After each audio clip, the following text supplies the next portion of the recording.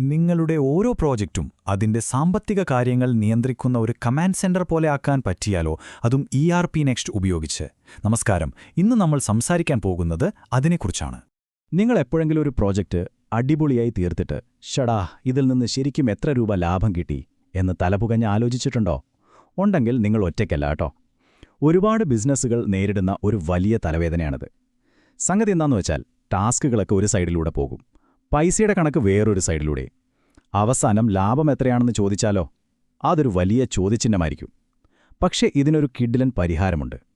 അതെന്താണെന്ന് നമുക്കൊന്ന് നോക്കിയാലോ? അപ്പോൾ ആദ്യം തന്നെ ചോദിക്കട്ടെ, ERP നെക്സ്റ്റിലെ ഒരു പ്രോജക്റ്റ് എന്ന് പറഞ്ഞാൽ ശരിക്കും എന്താണ്? ഞാൻ ആദ്യമേ പറയാം, അതൊരു വെറും ടാസ്ക് ലിസ്റ്റ് അല്ല, അതിനേക്കാളുമൊക്കെ എത്രയോ വലുതാണ്.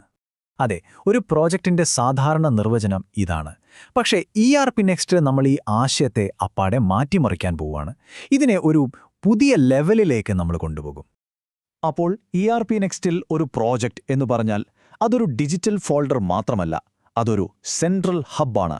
ടാസ്കുകൾ, ടൈം ഷീറ്റുകൾ, പർച്ചേസുകൾ, ചിലവുകൾ, ബില്ലിംഗ് എല്ലാം വന്നു ചേരുന്ന ഒരൊറ്റ സ്ഥലം.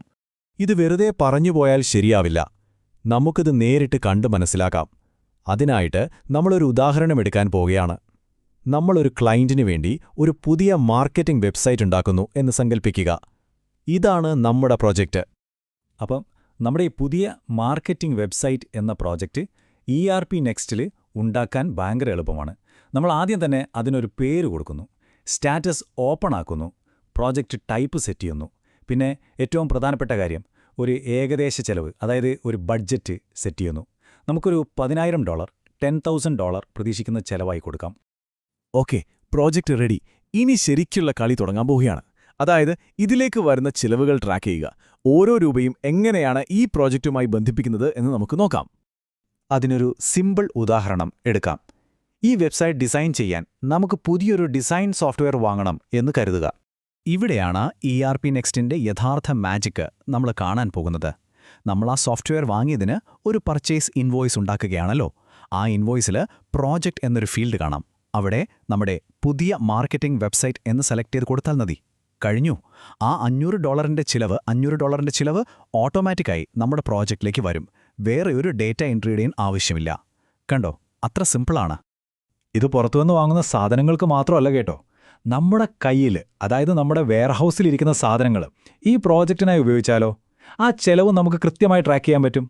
ഉദാഹരണത്തിന്, നമ്മുടെ കയ്യിലുള്ള ഒരു ഗ്രാഫിക്സ് ടാബ്ലറ്റ് ഈ പ്രോജക്റ്റിനു വേണ്ടി ഉപയോഗിച്ചു എന്ന് വെക്കുക. നമ്മൾ അതിനായി ഒരു സ്റ്റോക്ക് എൻട്രി ഉണ്ടാക്കുന്നു. എന്നിട്ട് നേരത്തെ ചെയ്തതുപോലെ തന്നെ ആ സ്റ്റോക്ക് എൻട്രിയെ നമ്മുടെ പ്രോജക്റ്റുമായി ലിങ്ക് ചെയ്യുന്നു. അത്രയേ ഉള്ളൂ.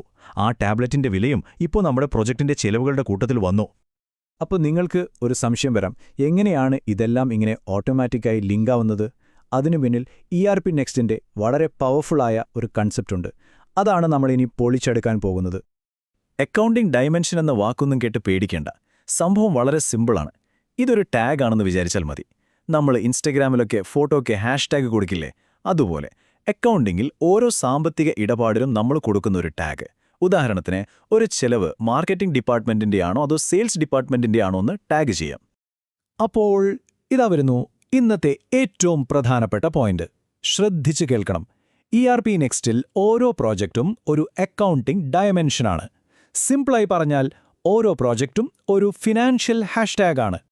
അപ്പോൾ ഒരു പ്രോജക്റ്റ് ഒരു ഡയമെൻഷനായാൽ എന്താണ് ഗുണമെന്ന് നോക്കിയേ. നിങ്ങളുടെ ഏത് സെയിൽസ് ഇൻവോയ്സും ഏത് പർച്ചേസ് ഇൻവോയ്സും ഏത് ജേണൽ എൻട്രിയും ആ പ്രോജക്റ്റിലേക്ക് ടാഗ് ചെയ്യാൻ പറ്റും. ഇതിൻ്റെ ഏറ്റവും വലിയ ഗുണം എന്താണെന്നറിയോ?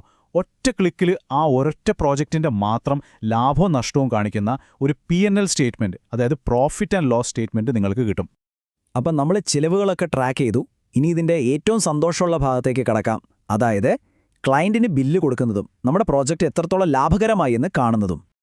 അപ്പോൾ നമ്മുടെ വെബ്സൈറ്റ് റെഡി, ക്ലയൻറ്റ് ഹാപ്പിയാണ്. ഇനി അവർക്ക് ബില്ല് കൊടുക്കണ്ടേ? നമ്മളൊരു സെയിൽസ് ഇൻവോയ്സ് ഉണ്ടാക്കുന്നു. തീർച്ചയായും അതും നമ്മുടെ പുതിയ മാർക്കറ്റിംഗ് വെബ്സൈറ്റ് എന്ന പ്രോജക്റ്റിലേക്ക് ടാഗ് ചെയ്യുന്നു. ഇനി നമ്മുടെ പ്രോജക്റ്റ് ഡാഷ്ബോർഡിലേക്ക് നോക്കിയേ. നമ്മൾ ആദ്യം വെച്ച ബഡ്ജറ്റ്, ഇതുവരെ വന്ന പർച്ചേസ് ചിലവുകൾ, നമ്മുടെ സ്റ്റോക്കിൽ നിന്നെടുത്ത സാധനങ്ങളുടെ വില, പിന്നെ നമ്മൾ ക്ലയൻറ്റിനെ ബില്ല് ചെയ്ത തുക, എല്ലാം ഒരൊറ്റ സ്ക്രീനിൽ. ഇതിനുവേണ്ടി നമ്മളൊരു എക്സൽ ഷീറ്റ് പോലും തുറന്നിട്ടില്ല. എല്ലാം സിസ്റ്റം ഓട്ടോമാറ്റിക്കായി ചെയ്തതാണ്. ഈ ചാർട്ട് നോക്കൂ. ഒരു വശത്ത് നമ്മുടെ ആകെ ചെലവുകൾ, മറുവശത്ത് നമുക്ക് കിട്ടിയ വരുമാനം.